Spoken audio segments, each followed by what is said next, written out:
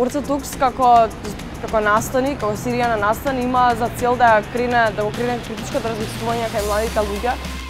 Платформа е што може да си ги искажат своите размислувања без да имаат никакви реперкусии за истото.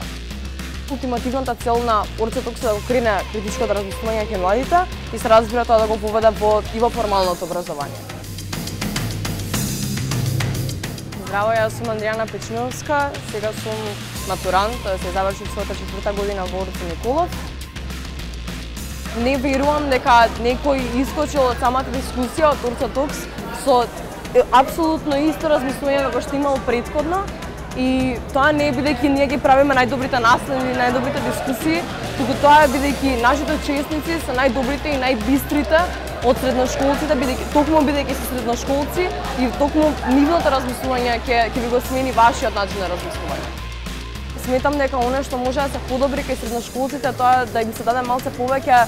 стимул, они да се самоорганизираат и да може да формираат вакви иницијативи, да може да формираат вакви настани да организираат, да може да формираат вакви средношколски здруженија, бидејќи средношколците имаат време,